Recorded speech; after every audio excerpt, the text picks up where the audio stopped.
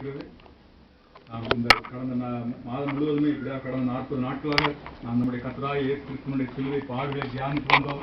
அவர் நமக்காக, நம்முடைய பாவங்களுக்காக, நம்முடைய அக்கிரமங்களுக்காக என்னவெல்லாம் பாடுகளை எல்லாம் அனுபவித்தார் என்றும் அவர் அடிக்கப்பட்ட சிலுவையின் மகிமையின் மகத்துவம் என்ன என்பதை பற்றி நாம் தியானித்தோம். இப்படியாக இந்த நாளிலும் அந்த நிகழ்ச்சியின் ஒரு உச்சகட்டமாக இந்த நாளில் எப்படியாக ஒரு 3 மணி நேரம் அவர் நமக்காக சிலுவையிடப்பட்ட பாடுகள், நிந்தைகள், அவமானங்கள், வலி, வேதனைகள், வியாகுலங்கள் எல்லாவற்றையும் நினைவுகூறும்படியாக நாம் இந்த நேரத்தில் கூடியிருக்கோம். ஹல்லேலூயா. அதாவது நம்முடைய கர்த்தராகிய இயேசு கிறிஸ்துவினுடைய சிலுவை மரணமானது அது ஒரு தற்காலிகமான ஒரு நிகழ்வு அல்ல. அது பூர்வ காலத்திலே முன்குறிக்கப்பட்டிருந்தது. அதை தான் நான் இந்த நாளில் ஏசாயா நாம் வாசிக்க கேட்டோம். அதைத்தான் நான் இந்த நாள் வாக்குத்தத்தம் கூட ஏசாயா 53ஆம் அதிகாரம் 5ஆம் வசனத்தில் நம்ம இந்த நாள் வாக்குத்தத்தமாக நம்ம வாசிக்க கேட்டோம். இப்படியாக அந்த காரியமானது பூர்வ காலத்திலேயே அது ஒரு முன்குறிக்கப்பட்ட ஒரு சம்பவமாக இருக்கிறது. அதாவது இயேசு கிறிஸ்துவினுடைய பிறப்பு, இறப்பு, உயிர்த்தெழுதல், பரமேறுதல் எல்லாமே பூவுலக மானுட வரலாற்றில் நிறைவு பெற்ற ஒரு சம்பவம் தான் என்றாலும் கூட இது இறைவனுடைய இறைத்திட்டத்தினுடைய ஒரு பரிபூர்ண நிறைவேறுதல் ஆகும். அதாவது ஆதி காலமாக இது பிதாவினுடைய அநாதி தீர்மானமும் மனுக்குலம் எதிர்நோக்கி இருந்த இந்த சம்பவமானது 2010 ஆண்டுகளுக்கு முன்பதாக ஒரு நிறைவேறிய ஒரு நிகழ்வாகும். இதில் என்ன விந்தை என்றால், அதாவது இந்த நிகழ்வை, இந்த சம்பவத்தை அவர் தெரிந்து கொண்ட, அவரால் தெரிந்து கொள்ளப்பட்ட நம்முடைய சொந்த ஜனமாகிய இஸ்ரவேல் ஜனங்களே அவர் இந்த காரியத்தை அரங்கேற்றினார்கள் என்பதுதான் விந்தை. மாத்திரமல்ல, என்ன ஒரு பரிதாபமான ஒரு சம்பவம் என்றால், எந்த ஜனங்கள் அவர் செய்த அதிசயங்களையும் அற்புதங்களையும் அடையாளங்களையும் கண்டும் கேட்டும் அனுபவித்து வந்தார்களே அந்த ஜனங்கள் இவனை சிலுவையில் அறையும் என்று கூக்கல் விடுகிற ஒரு அபல நிலையை நாம் பார்க்கிறோம். மட்டுமல்லாது அது ஒரு 2010 ஆண்டுகளுக்கு முன்பாக ஒரு நடந்த ஒரு வரலாற்று சம்பவம் என்றாலும் கூட இன்றும் தெரிந்து கொள்ளப்பட்ட இஸ்ரவேலராகிய நாமும் கூட அவரை அனுதினமும் சிலுவையில் அறைந்து கொண்டிருக்கிறோம் என்பதுதான் ஒரு மறைக்கப்பட்ட உண்மையாக இருக்கிறது என்று நாம் மறந்து போகக்கூடாது. அன்று நம் பாவத்திற்காக சிலுவையில் அடிக்கப்பட்ட இயேசு, அன்று நம்முடைய அக்கிரமங்களுக்காக நொறுக்கப்பட்ட இயேசு, அன்று நம்முடைய மீறுதலின் நிமித்தம் காயப்பட்ட இயேசு, அவரை இன்னும் நம்முடைய பாவ செயலால், நம்முடைய அக்கிரமங்களின் நிமித்தம், நம்முடைய மீறுதலின் நிமித்தம் அனுதினமும் நாம் அவரை சிலுவையில் அறைந்து கொண்டுதான் இருக்கிறோம். அனுதினமும் நாம் அவரை காயப்படுத்தி கொண்டுதான் இருக்கிறோம். அனுதினமும் அவரை நெஞ்சில் ஈட்டியால் குத்தி கொண்டிருக்கிறோம் என்பதை நாம் ஒருபோதும் மறந்து போகக்கூடாது. எத்தனையோ லெந்து கால தியானங்களை நாம் ஆராய்த்து விட்டோம். எத்தனையோ பெரிய வெள்ளிக்கிழமை சிலுவை மொழி தியானங்களை நாம் ஆராய்த்து விட்டோம். எத்தனையோ உயிர்த்தெழுதல் ஆராய்ச்சியில் நாம் பங்கு பெற்றிருக்கிறோம். ஆனால் நம்முடைய பாவ செயலில் இருந்து விடுபட்ட ஒரு பரிபூர்ண நம்பிக்கை நம்மிடத்தில் உண்டா? நம்முடைய கர்த்தராகிய இயேசு கிறிஸ்து சிலுவையிலே மீட்டு தந்த அந்த ரட்சிப்பின் அனுபவத்தை முழுமையாக பெற்றுக்கொண்ட மன நிறைவு நம்மிடத்தில் உண்டா?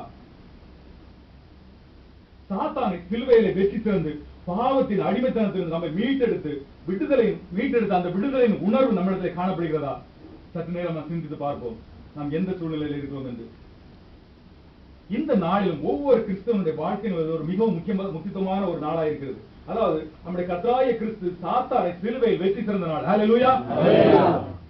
அதாவது பிதாவானவர் தம்முடைய சொந்த குமாரனை இந்த மண்ணுலகுக்கு தந்து இந்த மனுக்குலத்தின் மீது கொண்ட அளவில்லாத அந்த அன்பை இந்த பாருக்கு பறைசாற்றிய நாளாக இருக்கிறது. உலக வரலாற்றிலே சரித்திரத்தை கிபி, கிமு என இரு கூறாக பிரித்த நாள். எனவேதான் இந்த நாள் நாம் இப்படியாக சிறப்பாக அனுசரித்து வருகிறோம். ஹல்லேலூயா. இதன் பிறகு உலகின் கால சூழலில் எத்தனையோ மாற்றங்கள் நிகழ்வுகள் நடந்துவிட்டன. எத்தனையோ ஜனங்கள் பிறந்தார்கள், வாழ்ந்தார்கள், மறைந்து போனார்கள். அதே போல எத்தனையோ பேரரசுகள் வளர்ந்தன, வீழ்ந்தன. எத்தனையோ அரசர்கள் ஆண்டார்கள், மாண்டார்கள்.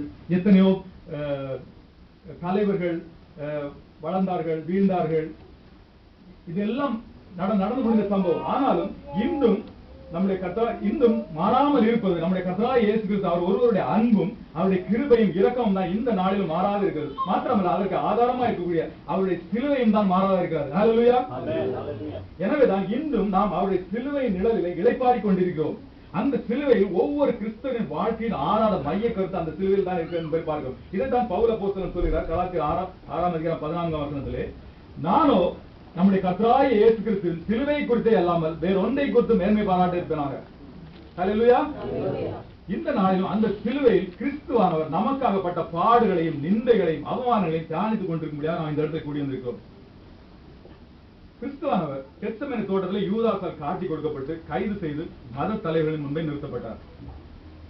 அதாவது தேவதூஷணம் சொல்லி ஜனங்களை கதவுப்படுத்துகிறார் என குற்றம் சாட்டப்பட்டு ஏறக்குறைய 8 மணி நேரம் 6 இடங்களில் விசாரணைக்கு உட்படுத்தப்பட்டதாக சொல்லப்பட்டிருக்கிறது. அண்ணா, காய்பா, ஜனகரின் சங்கம் என மத தலைவர்கள் முன்பும், பின்பு பிலாத்து, ஏரோது, மீண்டுமாக பிலாத்து இப்படியாக விசாரித்து அவர்களை சிலுவையில அடிக்கும்படியாக ஒப்பு கொடுக்கப்பட்டார். பாவத்தின் சம்பளம் மரணம் என்று நாம் பார்க்கிறோம். ரோமர் 6:23 சொல்லப்படுகிறது பாவத்தின் சம்பளம் மரணம் என்று. ஆனால் இறைமைந்தன் இயேசு பாவமற்றவர். அப்படியானால் அவர் மரணத்தை தழுவ வேண்டிய அவசியம் இல்லை. பின்ன ஏன் அவர் மரணத்தை ருசித்தார்? ஆதி மனிதன் ஆதாமின் பாவ செயல் மனிதனை இறைவனிடமிருந்து பிரித்து விட்டான். பாவம் மனிதனை இறைவனை பிரிக்கிறது என்று பார்க்கிறோம். ஒரு மனிதனிடத்திலே பாவம் இருக்குமே ஆனால் அந்த பாவமானது அவனிடத்தில் விளக்கப்படவில்லை ஆனால் இறைவனும் மானுடமும் இணையவே முடியாது என்று சொல்லப்பட்டிருக்கிறது. இப்படியாக ஆதி மனிதனால் இழந்து போன அந்த உறவை செப்பனிட்டு புதுப்பிக்கும்படியாக குமாரனாகிய கிறிஸ்து உலகத்தில் உள்ள பாவங்களை எல்லாவற்றையும் தான் ஏற்றெடுத்துக் கொண்டார். அதன் முடிவுதான் இந்த சிலுவை மரணம். காரணம், பாவம் செய்த ஆத்மா சாகவே வேண்டும் என்று சொல்லப்பட்டிருக்கிறது. இப்படியாக பல நிந்தைகளையும் அவமானங்களையும் சரீர வேதனைகளை சகித்துக் கொண்டவராய் சிலுவையிலே மௌனம் சாதித்த நம் கர்த்தராகிய இயேசு கிறிஸ்து தன்னுடைய மௌன நிலையை கலைத்து தன்னுடைய திருவாய் மலர்ந்தருளி 7 வார்த்தைகளை பேசியதாக பார்க்கிறோம். அந்த 7 வார்த்தை தான் இந்த நாளில் நாம் இப்படியாக நம்முடைய சபையில் உள்ள சகோதரிகள் மூலமாக அந்த வார்த்தைகளை நாம் தியானிக்க இந்த இடத்துல நாம் கூடி வந்திருக்கிறோம். ஹல்லேலூயா. அவர் சொன்ன முதலாவது 3 வார்த்தைகளை பார்ப்போமே ஆனால் அந்த 3 வார்த்தைகளுக்கும் அவர் மற்றவர்களுக்காக வேண்டிக் கொள்கிறதை நாம் பார்க்கிறோம். முதலாவதாக மன்னிப்பு, அதாவது மன்னிக்கும் அன்பு. லூக்கா 23:34 வாசிப்போம். லூக்கா 23:34. பிதாவே, இவர்களுக்கு மன்னியும், தாங்கள் செய்கிறது இன்னதென்று அறியாதிருக்கிறார்களே என்றார். அதாவது இயேசு தாம் ஜீவித்த நாட்களிலே மலை பிரசங்கத்தில் சொன்ன காரியத்தை சிலுவையில் மறிக்கும் தருவாயில கூட அபியாசப்படுத்துவதை நாம் பார்க்கிறோம். வாசிப்போம். மத்தேயு 5:44.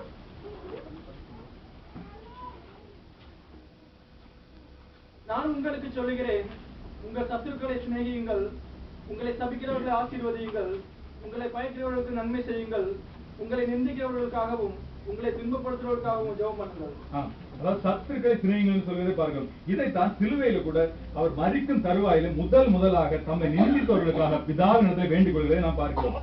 சாதாரணமாக நம்முடைய வாழ்க்கையிலே எதை வேண்டுமானால் நாம் விட்டுக் கொடுத்துள்ளோம். ஆனால் ஒரு மனிதனை மன்னிப்பது என்பது நம்முடைய வாழ்க்கையில் மிகவும் கஷ்டமான ஒரு காரியமா இருக்கிறது. அதாவது நம்முடைய உறவினர் மத்தியிலே, நண்பர்கள் மத்தியிலே, சக விசுவாசிகள் மத்தியிலே அவர்கள் ஏதாவது நமக்கு விரோதமாக ஒரு காரியத்தை செய்துவிட்டார்கள் என்றால் அதை மறந்து மன்னிப்பது என்பது நமக்கு மிகவும் கஷ்டமாக இருக்கிறது. அதை நம்முடைய மனதுக்குள்ளாரை வைத்து நாம் புழுங்கிக் கொண்டே இருப்போம். இவர் எனக்கு இப்படி செய்து விட்டார், இவர் எனக்கு இப்படி செய்துவிட்டார். அந்த மன்னிக்கக்கூடிய அந்த மனப்பான்மை நம்ம இடத்துல காணப்படும். ஆனால் இங்க பார்க்கிறோம், நம்ம ஆண்டவராகிய இயேசு கிறிஸ்து ஒருபடி மேலாக சத்துருக்களை சிநேகியுங்கள், அவர்களை ஆசீர்வதியுங்கள், அவர்களுக்காக ஜெபம் பண்ணுங்கள் என்று சொல்வது மாத்திரமல்ல, மரிக்கும் தருவாயில கூட அதை நிறைவேற்றி நமக்கு ஒரு படிப்பினை விட்டவர்களாக இருக்கிறது நாம் பார்க்கிறோம். இப்படியாக முதலாவது வசனம். 2வது வசனத்தை பார்க்கும்போது ரட்சிப்பு, அதாவது ரட்சிக்கும் அன்பை நாம் பார்க்கிறோம். லூக்கா 23:43 இயேசு அவனை நோக்கி, இன்றைக்கு நீ என்னுடனே கூட பரதீசில் இருப்பாய் என்று மெய்யாகவே உனக்கு சொல்லுகிறேன் என்றார். அதாவது பிதாவானவர் குமாரனாகிய கிறிஸ்துவை இந்த உலகத்திற்கு என்ன நோக்கத்துக்காக அனுப்பினாரோ அந்த காரியத்தை சிலுவையிலே மரிக்கும் தருவாயிலே கூட நாம் நிறைவேற்றுவதை நாம் பார்க்கிறோம். அதாவது மனுக்குலத்தை ரட்சிக்கும் பொருட்டு பாவ நிவாரண பலியாக தம் சொந்த குமாரனை இந்த புலோகத்துக்கு அனுப்பினார். அந்த ரட்சிப்பின் பணியானது இந்த கல்வனின் மூலமாக நிறைவேறுவதை நாம் பார்க்கிறோம். அதனாலதான் இன்றைக்கு நீ என்னுடனே கூட பரதீசில் இருப்பாய் என்று சொல்லி கையவனாகிய கல்வனுக்கு கூட பரதீசிலே ஒரு பங்கை கொடுத்ததை நாம் பார்க்கிறோம். 3வது வசனத்தை பார்ப்போம். 3வது வசனத்தில் அவர் தம்முடைய திருவாய் மலத்தில் சொல்கிறார், ஸ்திரீயே இதோ உன் மகன் என்று. வாசிப்போம். யோவான் 19:26. அப்பொழுது இயேசு தம்முடைய தாயையும் அருகே நின்ற தமக்கு அன்பாயிருந்த சீசனையும் கண்டு தம்முடைய தாயை நோக்கி, ஸ்திரீயே அதோ உன் மகன் என்றார். பின்பு அந்த சீசனை நோக்கி, அதோ உன் தாய் என்றார். அந்நேரம் முதல் அந்த சீசன் அவளை தன்னிடமாய் ஏற்றுக்கொண்டான். இப்படியாக பிதாவின் சித்தத்துக்கு தம்மை ஒப்பு கொடுத்து பிதாவின் சித்தத்தை நிறைவேற்றி அந்த நம்முடைய அன்பு தேவன் 3வது உலக பிரகாரமான தன்னுடைய தாயாய மரியாளுக்கும் கூட ஒரு ஆறுதலையும் ஒரு அடைக்கலத்தையும் கொடுக்கிறதை நாம் இந்த பகுதியிலே பார்க்கிறோம். அதாவது பிதாவிற்கு அடுத்த காரியங்கள் மாத்திரமல்ல, உலக பிரகாரமான தன் பெற்றோருக்கும் நண்பர்களுக்கும் உற்றார் உறவினருக்கும் செய்ய வேண்டிய கடமைகளும் ஆவிக்குரிய வாழ்க்கையில் இனிமையாவது என்ற கருத்தை நமக்கு முன்மாதிரியாக வைத்து ஜீவித்து போறதை நாம் இந்த காரியத்தில் பார்க்கிறோம். 4வது வார்த்தை, என் தேவனே ஏன் என்னை கைவிட்டீர் என்று. வாசிப்போம். மத்தேயு 27:46. 9ஆம் மணி நேரத்தில் இயேசு ஏலி ஏலி லாமா சபக்தானி என்று மிகுந்த சத்தமிட்டு கூப்பிட்டார். அதற்கு என் தேவனே ஏன் என்னை கைவிட்டீர் என்று அர்த்தமா? இங்கே குமாரனாகிய கிறிஸ்து பிதாவினாலே கைவிடப்பட்ட நிலையில பிதாவை நோக்கி கதறுகிறதை நாம் பார்க்கிறோம். பிதாவாகிய தேவன் நம்ம அன்பு குமாரனாகிய இயேசு கிறிஸ்துவை ஏன் கைவிட வேண்டும்? இது அதுவும் மறுபடியும் அதே காரியம் தான். பாவம் செய்த ஆத்மா சாகவே சாக வேண்டும். ஆம், தேவன் வந்து பாவியை நேசிக்கிறார், ஆனால் பாவத்தையே வெறுக்கிறார் என்று பார்க்கிறோம். எனவே தான் லோகத்தின் பாவத்தை அனைத்தையும் குமாரனாகிய கிறிஸ்து ஏற்றெடுத்தபடினாலே பாவத்தை வெறுக்கிற பிதாவுக்கும் குமாரனாகிய கிறிஸ்துவின் இடையில் உள்ள தொடர்பு துண்டிக்கப்படுகிறது. அதாவது பாவியாகிய நம் பாவத்தை நம்முடைய பாவத்தை அவர் ஏற்றுக்கொண்டபடினாலே பிதாவினால் கைவிடப்பட்ட நிலையிலே பிதாவை நோக்கி கதறுவதை நாம் பார்க்கிறோம். முதல் வார்த்தையில பார்க்கிறோம், பிதாவே இவர்களுக்கு மன்னியும் என்று சொல்லி, அதாவது பிதா என்ற உரிமையோடு கூட கூப்பிட்ட குமாரனானவர் நம்முடைய பாவத்தின் நிமித்தமாக பிதா குமாரன் என்ற உறவை இழந்து விட்டபடினாலே இந்த வசனத்திலே என் தேவனே ஏன் என்னை கைவிட்டு என்று கதறுவதை நாம் பார்க்கிறோம். இப்படியாக பிதா என்ற உரிமையோடு கூட அந்த தேவாதி தேவன் நம்முடைய பாவங்களை எல்லாம் சுமந்து ஏற்றெடுத்தபடினாலே இந்த நாளிலே என் தேவனே என்று சொல்லக்கூடிய அளவுக்கு அவருக்கும் பிதாவுக்கும் குமாரனுக்கும் இடையில உள்ள தொடர்பு நீடிக்கப்பட்டது நாம் பார்க்கிறோம். ஐந்தாவது வார்த்தையை பார்க்கிறோம். ஐந்தாவது வார்த்தை தாகமா இருக்கிறேன் என்று. யோவான் 19ஆம் அதிகாரம் 28ஆம் வசனம். அதன் பின்பு எல்லாம் முடிந்தது என்று இயேசு அறிந்து வேத வாக்கியம் நிறைவேறத்தக்கதாக தாகமா இருக்கிறேன் என்றார். தாகமா இருக்கிறேன் என்று சொல்லுகிற இயேசு கிறிஸ்துவுக்கு ஏன் இந்த தாகம்? 40 வருஷமாக இஸ்ரவேல் ஜனங்களை நடத்திய தேவாதி தேவன், கண்மலையை பிளந்து தண்ணீரை கொடுத்து தாகத்தை தீர்த்த தேவன், தாகமாய் இருக்கிறவன் என்னிடத்திலே வரக்கிறவன், நான் அவனுக்கு ஜீவ தண்ணீரை கொடுப்பேன் என்று நம்முடைய தேவனுக்கு ஏன் இந்த தாகம்? எனக்கு தாகத்துக்கு தா என்று கேட்ட சமாரிய ஸ்திரீடத்திலே, உன்னிடத்தை தாகத்துக்கு கேட்கிறது இன்னார் என்று நீ அறிந்தால் நீ அவரிடத்தை கேட்டிருப்பாய், அவர் உனக்கு ஜீவ தண்ணீரை கொடுப்பாய் என்று சொன்ன அந்த தேவாதி தேவனுக்கு ஏன் இப்பொழுது இந்த தாகம்? அவருக்கு இருந்த தாகம் எல்லாம் ஆத்ம தாகம். அந்த தாகமா இருக்கிறேன் என்று சொன்ன அந்த இயேசு கிறிஸ்து இன்றும் 2010 வருடங்களுக்கு பின் இன்னும் தாகமாய்த்தான் இருக்கிறார். இன்னும் அவர் நம்மை பார்த்து சொல்கிறார், நான் தாகமாய் இருக்கிறேன் என்று சொல்லி. அது இன்றைக்கும் அவர் நம்மை பார்த்து தாகமா இருக்கு என்று சொல்லுகிற காரியங்கள் நாம் மறந்து போகக்கூடாது பிரியமானவர்களே. இன்றும் 2010ஆம் ஆண்டுக்கு பிறகு இன்னும் அவர் தாகமா இருக்கிறார். எப்படிப்பட்ட தாகம் என்று பார்க்கணும் என்றால், அழிந்து போகிற ஆத்மாக்களை குறித்ததான தாகம். அழிந்து போகிற ஆத்மாக்களின் மீது கர்த்தர் மிகவும் கரிசனை உள்ளவராய் இருக்கிறார். அந்த தாகத்தை தீர்க்க நம்மை பார்த்து தாகமாய் இருக்கிறேன் என்று சொல்லுகிறார். இந்த நாளில் நம் மத்தியிலே அந்த ஆத்ம தாகம், அந்த சுவிசேஷ வாஞ்சை உள்ள நம்ம எத்தனை பேர் அவருடைய தாகத்தை தீர்க்க நாம் தயாராக இருக்கிறோம்? ஆறாவதாக முடிந்தது. யோவான் 19ஆம் அதிகாரம் 30ஆம் வசனம். இயேசு காடியை வாங்கின பின்பு முடிந்தது என்று சொல்லி தலையை சாய்த்து ஆவியை ஒப்புக் கொடுத்தார். முடிந்தது. சாதாரணமாக நம்முடைய வாழ்க்கையில் நமக்கு ஏதாவது ஒரு அசம்பாவிதம் ஏற்பட்டு விட்டால், ஐயோ போச்சுடா இனி அவ்வளவுதான், இட்ஸ் பினிஷ், அந்த மாதிரி அப்படி சொல்லி ஒரு அபல குரலுக்கு நாம் சொல்றதை பார்த்திருக்கோம். மனசு பிரகாரம் நம்முடைய வாழ்க்கையில் ஏதாச்சும் இப்படியான ஒரு விபரீதம் நடந்தோம்னா நம்ம சொல்றதெல்லாம் ஐயா போச்சுடா, முடிஞ்சது, இவன் வாழ்க்கை முடிஞ்சு, இவன் அவ்வளவுதான், இதுக்கு மேல எதுவுமே இல்ல, அந்த மாதிரி ஒரு அபல குரல் தான் நாம் சொல்றது. ஆனால் இங்க இது அப்படிப்பட்ட ஒரு அபல குரல் அல்ல, இது ஒரு ஆனந்த குரல், வெற்றியின் குரல், வீர முழக்கம். ஹல்லேலூயா. அதாவது பிதாவின் சித்தத்தை சிலுவையிலே நிறைவேற்றி முடித்துவிட்ட மகிழ்ச்சி அவருக்கு. வேத வாக்கியங்களை நிறைவேற்றி முடித்தார். பாவத்தின் அதிபதியாகி சாத்தானை சிலுவையிலே வெற்றி சிறந்த வெற்றி முழக்கம். ஹல்லேலூயா. நாமும் கூட தேவன் நமக்கு கொடுத்த காரியங்களை வெற்றியாக நிறைவேற்றி முடித்து விட்டோமா என்று பார்க்கணும். அதுதான் பவுல் அப்போஸ்தலன் சொல்ற பிரகாரமாக நல்ல போராட்டத்தை போராடினேன், ஓட்டத்தை முடித்தேன், விசுவாசத்தை காத்துக்கொண்டேன் என்று நம்முடைய வாழ்க்கையில் நாம் சொல்ல முடியுமா என்பதை நாம் சற்று யோசித்து பார்க்க வேண்டும். கடைசியாக பிதாவை உம்முடைய கைகளிலே என்னுடைய ஆவியை ஒப்புக்கொடுக்கிறேன் என்று சொல்லி கர்த்தர் தம்முடைய ஆவியை பிதாவினிடத்தில் ஒப்புக்கொடுக்கிறேன் பார்க்கிறோம். வாசிப்போம் லூக்கா 23ஆம் அதிகாரம் 46. பிதாவே உம்முடைய கைகளில் என் ஆவியை ஒப்புவிக்கிறேன் என்று மகா சத்தமாய் கூப்பிட்டு சொன்னார். இப்படி சொல்லி ஜீவனை விட்டார். பிதாவை உம்முடைய கைகளில் என் ஆவியை ஒப்புக் கொடுக்கிறேன் என்று சொல்லி மகா சத்தமாய் கூப்பிட்டு சொன்னார். இப்படி சொல்லி ஜீவனை விட்டார். இப்படியாக பிதாவானவர் தன்னை எந்த நோக்கத்திற்காக இந்த பூலோகத்திற்கு அனுப்பினாரோ அவருடைய சித்தத்தை நிறைவேற்றி மனுக்குலத்திற்கு சிலுவையிலே ரட்சிப்பை சம்பாதித்து பாவத்தின் அதிபதியாக சாத்தானை சிலுவையிலே முறியடித்து வெற்றி வாகை சூடினவராகத்தான் இந்த பிதாவை தன்னுடைய ஆவியை அவருடைய கையில ஒப்புக் கொடுக்கிறேன் நாம் பார்க்கிறோம். இப்படியாக பிதாவின் சித்தத்தின் இந்த உலகத்தை ஜீவித்த வந்த நாட்களில் எல்லாம் எந்த காரியமானாலும் பிதாவினுடைய சித்தத்துக்கு ஒப்புவிட்டு செய்ததை நாம் பார்க்கிறோம். அதே போல இந்த மரிக்கும் தருவாயிலையும் கூட அவர் தன்னுடைய ஜீவனையும் கூட அவருடைய பிதாவின் சித்தத்துக்கு ஒப்புவிட்டு அவருடைய பிதாவினுடைய கரங்களிலே அவருடைய ஜீவனை கொடுத்து அவர் ஜீவனை விட்டார் என்று பார்க்கிறோம்.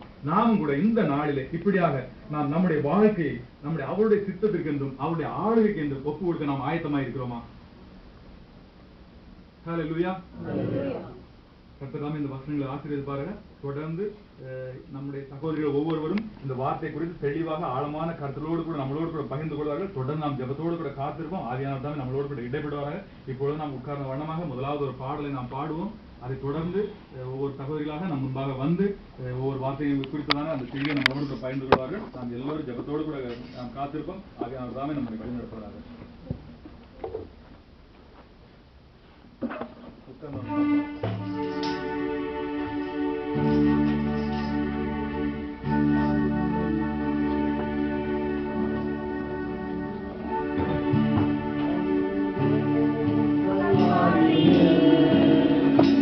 அருமை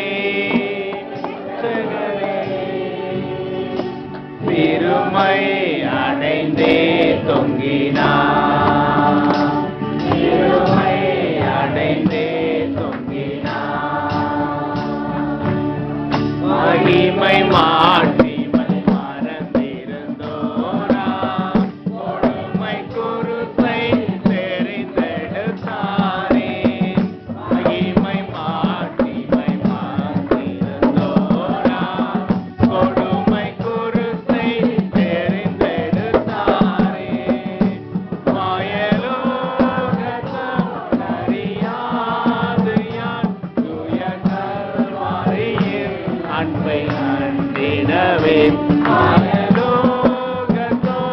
அறியாது யான் தூய கல்வாரியின் அன்பை அன்புடனே, அந்தோ கல்வாரியில் அருமை இரட்சகரே,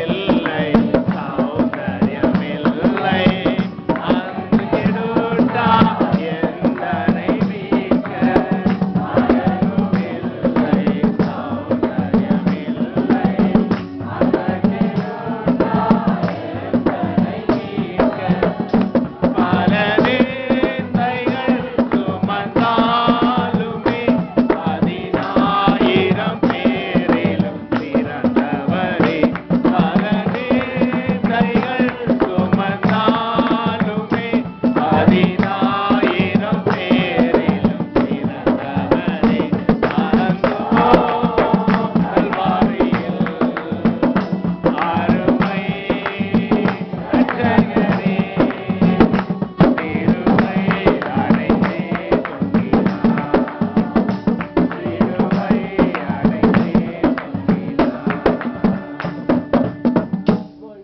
இப்பொழுது நான் பிரதர் ராபர்ட் அவர்களை நான் முன்பாக அழைக்கிறேன். பிரதர் ராபர்ட் அவர்கள் முன்பாக வந்து லூக்கா எழுதின சுவிசேஷம் 23ஆம் அதிகாரம் 33 முதல் 35 வசனங்களை நாம் வாசிக்க கேட்போம்.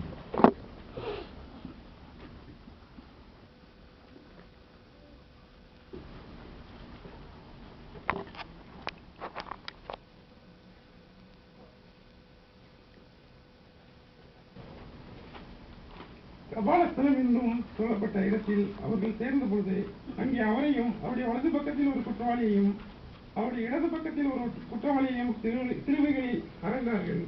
அப்பொழுது இயேசு, பிதாவே இவர்களுக்கு மன்னியும், தாங்கள் செய்கிறது என்னதென்று அறியாதிருக்கிறார்களே என்றார். அவருடைய வஸ்திரங்களை அவர்கள் பங்கிட்டு சீட்டு போட்டார்கள். ஜனங்கள் நின்று பார்த்து கொண்டிருந்தார்கள். அவர்களுடனே கூட அதிகாரிகளும் அவரை இகழ்ந்து, இவன் மற்றவர்களை ரட்சித்தான், இவன் தேவனானால் தெரிந்து கொள்ளப்பட்ட கிறிஸ்துவானால் தன்னைத்தானே ரட்சித்துக் கொள்ளட்டும் என்றார்கள்.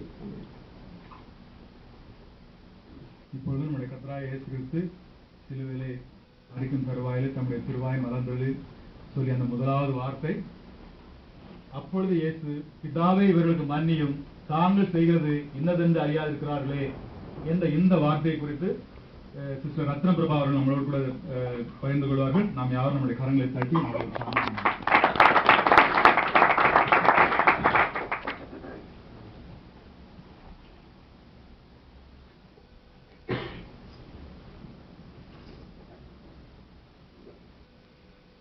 தேவனுடைய நாமத்திற்கு மகிமை உண்டாவதாக. அடியேன் இந்த வேளையிலே தேவனுடைய வார்த்தையை சொல்லத்தக்கதா இதயம் செய்ததான சாக்கியத்திற்காக என் தேவனை நன்றி செலுத்துகிறேன், துதிக்கிறேன். இப்பொழுது நாம் ஜெபிப்போம். பிதாவே உம்மை துதிக்கிறோம், உம்மை ஸ்தோத்திரிக்கிறோம். ஆண்டவரே, இந்த வேளையில கூட கர்த்தாவே உம்முடைய வார்த்தையை தியானிக்கிறதான எங்களோடு கூட உம்முடைய கிருபை தங்கி இருக்க வேண்டும்படியாய் ஜெபிக்கிறோம், உம்மை ஸ்தோத்திரிக்கிறோம் ஐயா. பேசுகிறதான வார்த்தைகளுக்கு ஒவ்வொன்றும் கூட கர்த்தாவே பிள்ளைகள் மத்தியில் அது கிரியை நடப்பிக்க வேண்டும்படியாய் ஜெபிக்கிறோம், உம்மை ஸ்தோத்திரிக்கிறோம். ஆண்டவரே, வார்த்தைகளை கேட்கிறதான ஒவ்வொரு செவிகளும் கூட ராஜா இந்த நாளிலே விருத்த சேதனம் பண்ணப்பட வேண்டும்படியாய் ஜெபிக்கிறோம், உம்மை ஸ்தோத்திரிக்கிறோம் ஐயா. தேவ வார்த்தையை கேட்கும் பொழுது கூட கர்த்தாவே பிள்ளைகள் அதன்படி செய்யத்தக்கதாய் தேவ பயமானது சபையில் ஒவ்வொருவருக்குள்ளும் வரத்தக்கதாய் ஜெபிக்கிறோம், ஸ்தோத்திரிக்கிறோம் ஐயா. ஒவ்வொரு வார்த்தையிலும் நீரை கிரியை நடப்பிப்பீராக. இயேசுவின் நாமத்தில் ஜெபிக்கிறோம், ஆமென். சங்கீதம் 103:8 படியாய் நமது தேவன் உருக்கமும் இரக்கமும் நீடிய சாந்தமும் மிகுந்த கிருபையும் உள்ள தேவனாய் இருக்கிறார். உபாகமம் 4:24 படியாய் அதே சமயம் நம் தேவனாய கர்த்தர் பட்சிக்கிற அக்னியாயும் இருக்கிறார். ஆமென்.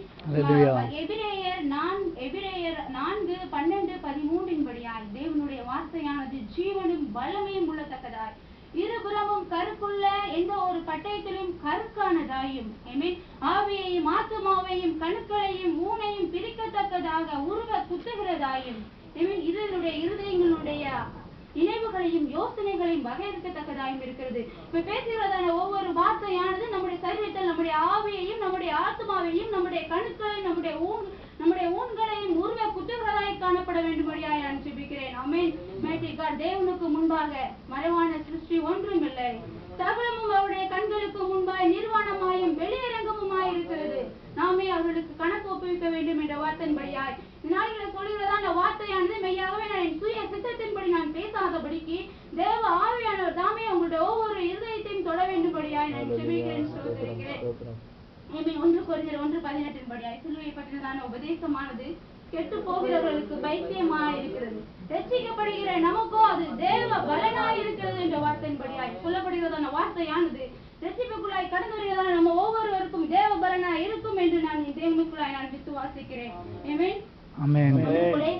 கொலேசியர் 1:15 படியாய் அதரிசமான தேவனுடைய தற்சுரூபமும் சர்வ சிருஷ்டிக்கும் முந்தின பேருமானவர். ஆமென். கலாத்தியர் 4:5 படியாய் காலம் நிறைவேறின பொழுது அவர் ஸ்ரீனிடத்தில் பிறந்தார். ரோமர் 5:6 படியாய் குறித்த காலத்தில் அவர் அக்கிரமருக்காக மரித்தார். எபிரேயர் 12:2 படியாய் அவமானத்தை எண்ணாமல் அவர் சிலுவையை சகித்தார் என்று நாம் வாசிக்கிறோம். 1 பேதுரு 3:18 படியாய் அவர் மாம்சத்திலே கொலையுண்டு ஆவியிலே அவர் உயிர்ப்பிக்கப்பட்டார். எபிரேயர் 1:3 படியாய் அவர் உன்னதமானவருடைய வலது பாரசத்தில் அவர் வீற்றிருக்கிறார். ரோமர் 8:34 படியாய் நமக்காய் வேண்டுதல் செய்கிற தேவனும் அவரே. கொலேசியர் 1:14 படியாய் இப்படிப்பட்ட தேவனிடத்தில் கிறிஸ்து இயேசுவாகி அவருடைய இரத்தத்தினாலே பாவ மன்னிப்பு ஆகிய மீட்பு நமக்கு உண்டாயிருக்கிறது. இப்ப நாம் சொல்லப்படுறதான வார்த்தை லூக்கா சுவிசேஷம் 23:34 தேவன் சொன்னதான வார்த்தை, பிதாவே இவர்களுக்கு மன்னியும் தாங்கள் செய்கிறது இன்னதென்று அறியாதிருக்கிறார்களே. நாம் அந்த வார்த்தையை குறித்து தியானிப்போமானால் அந்த வார்த்தையில் உள்ள ஒவ்வொரு வார்த்தையும் நாம் தனித்தனியா எடுத்து தியானிக்க நான் பிரயாசப்படுகிறேன். முதலாவது அவர் சொன்ன வார்த்தை பிதாவே. பிதாவே என்று அவர் சொல்லுகிறதான வேளையிலே அவருடைய சூழ்நிலையானது அந்த சமயத்தில் எப்படி இருந்தது? அவர் அந்த நேரத்தில் அவர் சந்தோஷத்தோடு கூட அந்த வார்த்தையை சொன்னாரா? சிலுவையில நமக்காய் இரத்தத்தை சிந்தி தொங்கிக் கொண்டிருக்கிறதான வேளையிலும் அவர் பிதாவே என்று தேவனை நோக்கி கூப்பிடுவார் என்றால் பிதாவுக்கும் அவருக்கும் உள்ளதான ஐக்கியம் எந்த விதமான சூழ்நிலையிலும் பிதாவினிடத்தில் அவர் அந்த சூழ்நிலையிலும் தேவனை அவர் முன்முறுக்காதபடிக்கு தேவனிடத்தில் பிதாவே என்று அவர் கூப்பிடுவார் என்றால் அது தேவனுக்கும் அவருக்கும் இருக்கிறதான அந்த ஐக்கியத்தை குறிக்கிறது. நாம் இந்த வேளையிலே நாமும் துன்பத்தின் மத்தியிலும் எந்த பிரச்சனைகள் மத்தியிலும் நமக்கும் தேவனுக்கும் உள்ள உறவு எப்படி இருக்கிறது என்று ஆராய்ந்து பார்ப்போம். ஆனால் ஆவியிலே நாம் சோர்ந்து போய் மாம்சமானது நமக்குள்ளாய் தலை தூக்குகிறது. எந்த விதமான துன்பத்திலோ இக்கட்டான நேரத்திலோ நாம் தேவனிடத்தில் அதிகமாய் கிட்டி சேராதபடிக்கு தேவனை விட்டு நாம் விலகி போகிற பிள்ளைகளாக காணப்படுகிறோம். இத்தகைய துன்பங்கள் ஒரு மனிதனுக்கு வரலாம், சரீரத்திலே வியாதிகள் வரலாம், இல்லை என்றால் ஏதாவது பண பிரச்சனைகளோ பொருளாதார நெருக்கடிகளோ உத்தியோகம் பார்க்கிற ஸ்தலங்களிலோ எந்த பிரச்சனைகளாலும் வரலாம். சரீரத்தில் தேவன் பிதாவானவர் இயேசுவை ஒப்புக் கொடுத்தார் என்றால் அவர் குற்றம் செய்து சிலுவையில் மரிக்கவில்லை. ஏசாயா 53:10 படியாய் கர்த்தரோ அவரை நொறுக்க சித்தமாகி அவரை பாடுகளுக்கு உட்படுத்தினார்.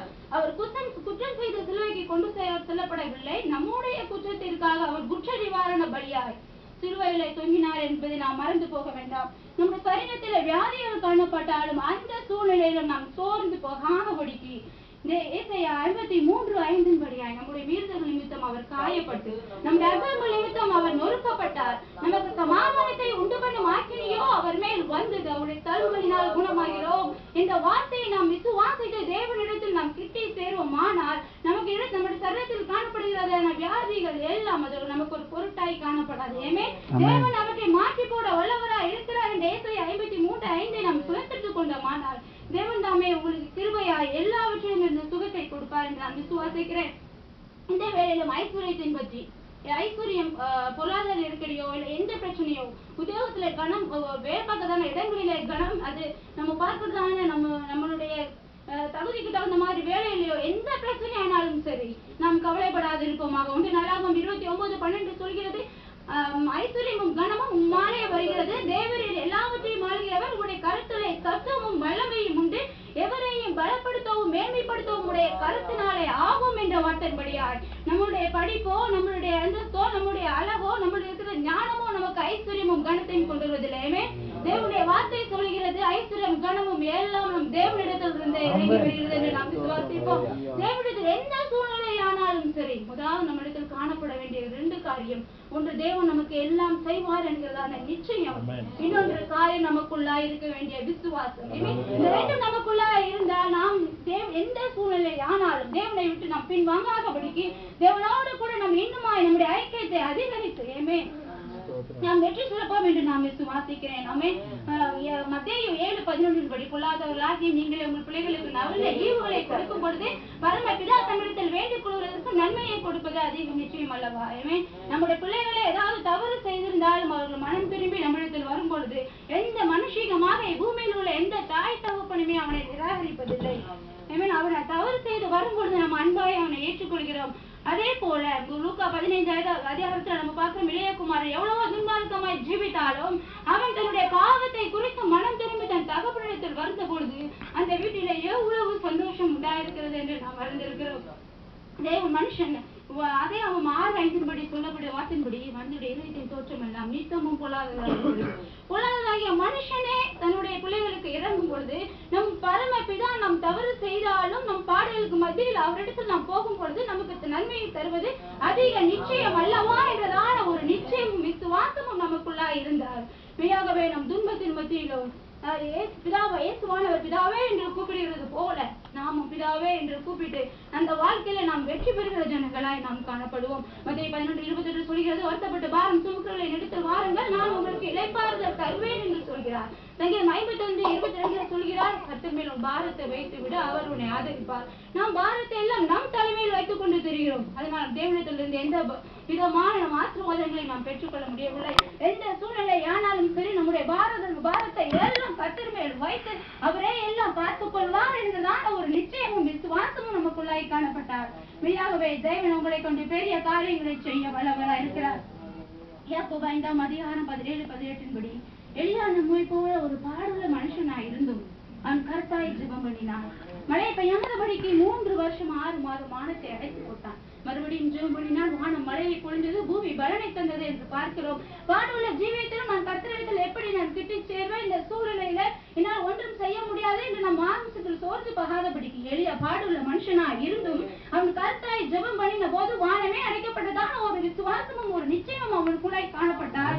தேவ பிள்ளைகளை நாமும் இந்த நாளிலே வானத்தை அடைக்கத்தக்கதான ஒரு விசுவாசம் நமக்குள்ளா இருந்தால் மெய்யாவே நம்ம கூட தேவன் பெரிய காரியங்களை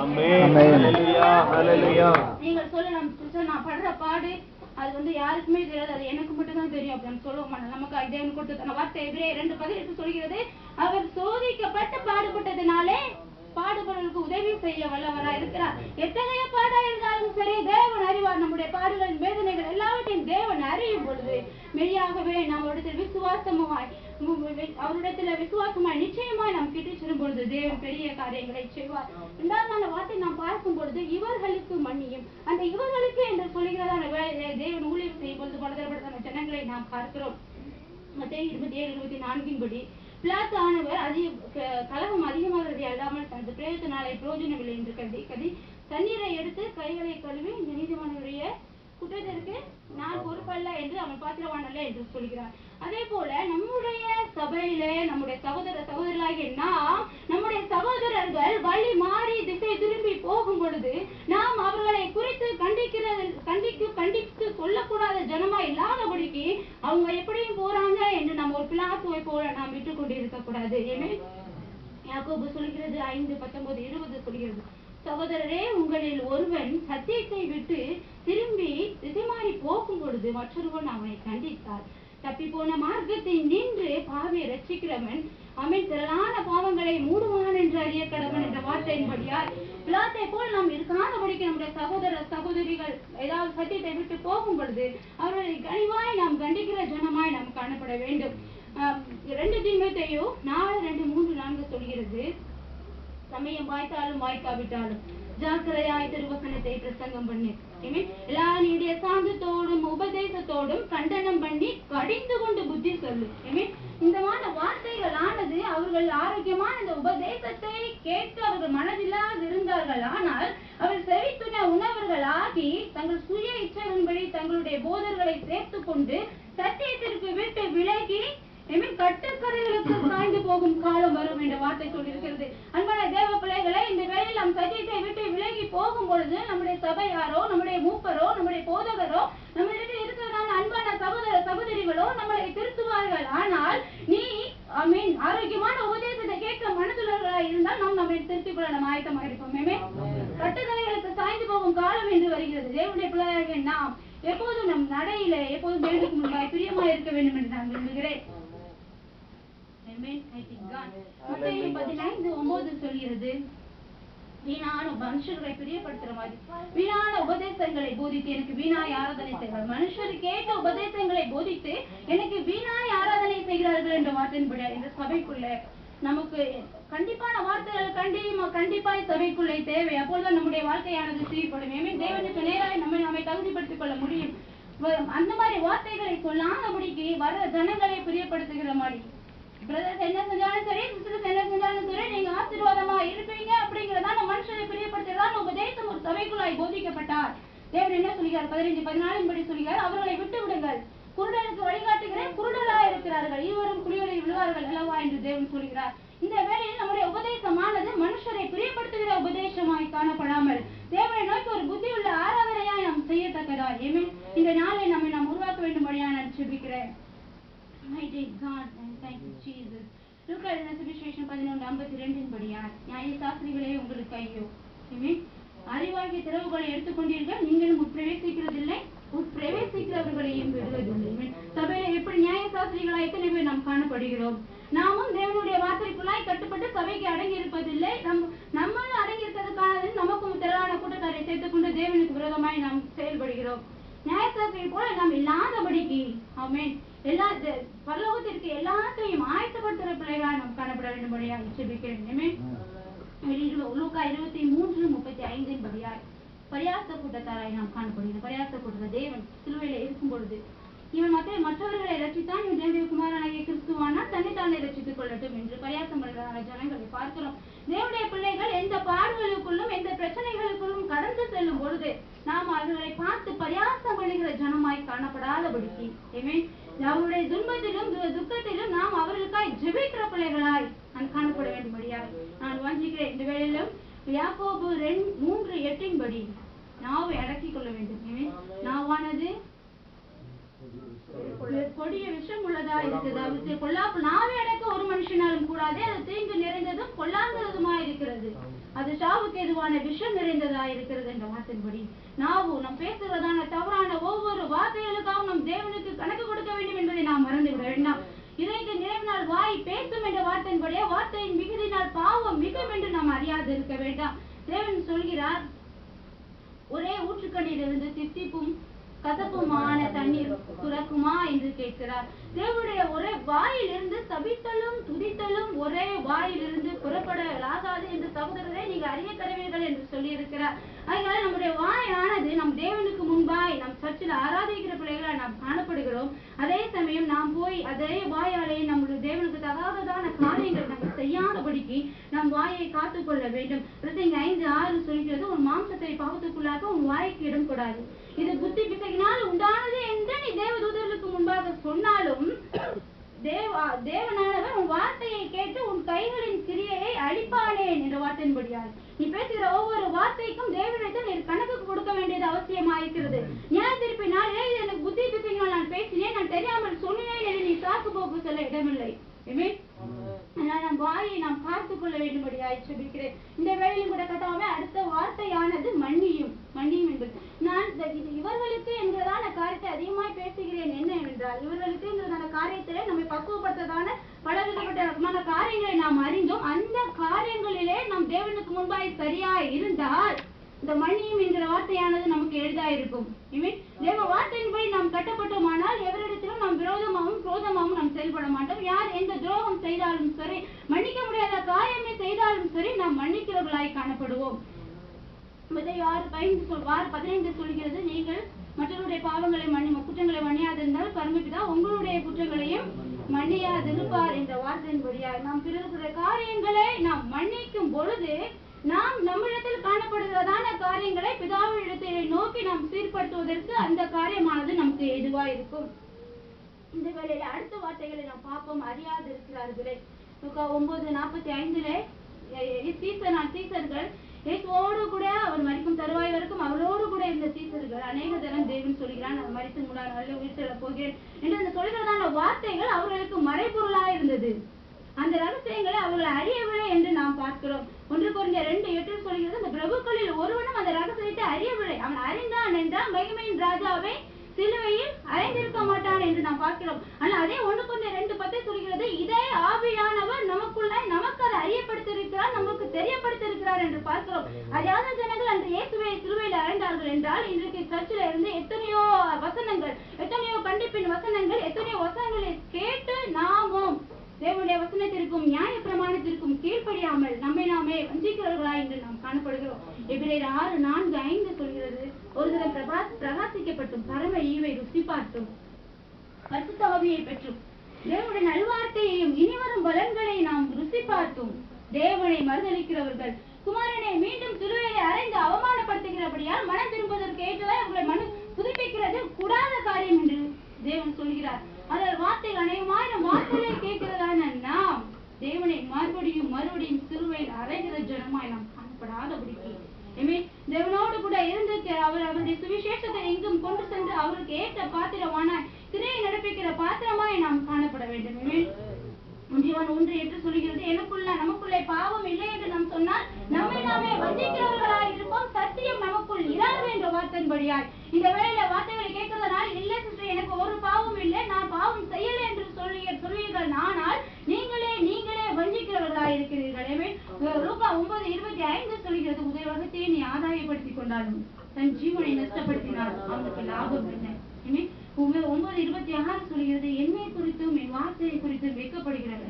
நான் வரும் நாளிலே என்னுடைய மகிமையோடு பிதாவின் மகிமையோடு பரிசுத்த தூதர்களுடைய மகிமையும் வரும்போது அவர்களை குறித்து நான் வெட்கப்படுவேன் என்று சொல்கிறார்.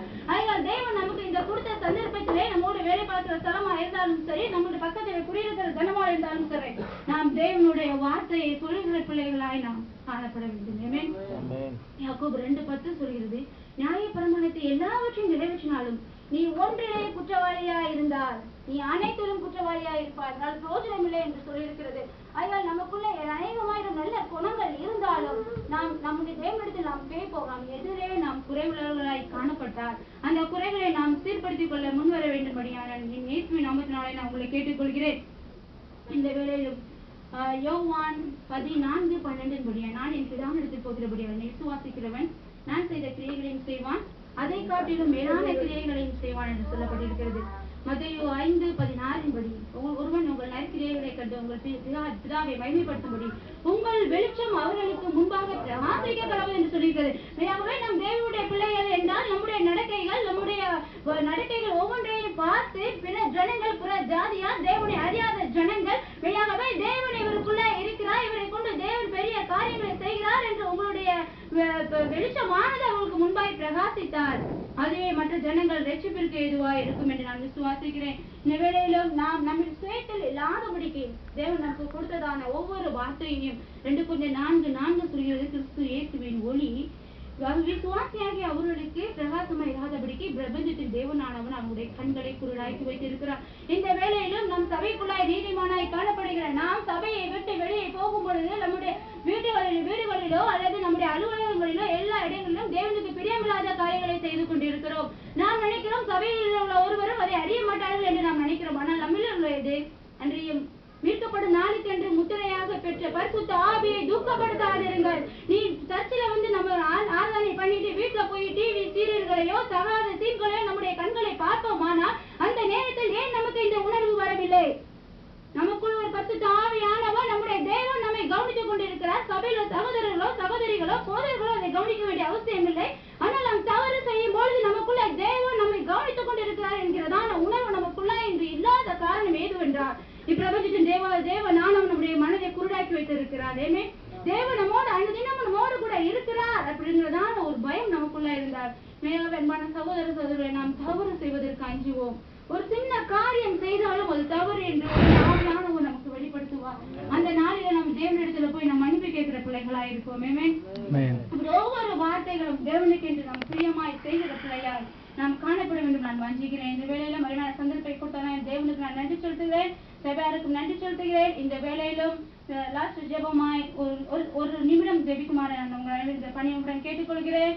பிதாவே, உம்மை துதிக்கிறோம், உம்மை ஸ்தோத்திரிக்கிறோம் ஆண்டவரே. இந்த வேளையில கூட கர்த்தாவே சத்தியத்திற்கு புறமாய் நாங்கள் நடாதபடிக்கு கூட ஆண்டவரே உம்முடைய வேதத்தை சுமந்து செல்கிற பிள்ளையாய் கூட ராஜா ஒவ்வொரு காரியத்திலும் ஆவியானவரே நாங்கள் வழித்தவரை நடக்கும் பொழுது வழி இதுவே சொல்றதான சத்தம் உங்களுக்குள்ள கேட்கப்படும் என்ற வார்த்தையின்படியாய் வழி நாங்கள் தவறி போகாதபடிக்கு ஆண்டவரே உமக்குள்ளாய் நாங்கள் இன்னும் மீண்டும் மீண்டும் கனி கொடுக்கிற பிள்ளைகளாய் ஆமென். நல்ல ஜீவத்தை எங்களுடைய ஜீவத்தை காத்துக்கொள்ளத்தக்கதாய் ஆமென். இயேசுவின் வருகை நாள் இந்த நாளில் இருப்போமானால் நம்முடைய கதி என்ன என்று நாம் சிந்தித்து பார்ப்போம். ஆமென். சிலர் எண்ணுகிறபடி தாமதியார் என்று அவர் எண்ணுகிறது வாக்குத்தத்தத்தை குறித்து தாமதியா இராமல் எல்லாரும் ஆமென் மனம் திரும்புவதற்கு அவர் நீடிய சாந்தத்தோடு பொறுமையோடு கூட இருக்கிறார்.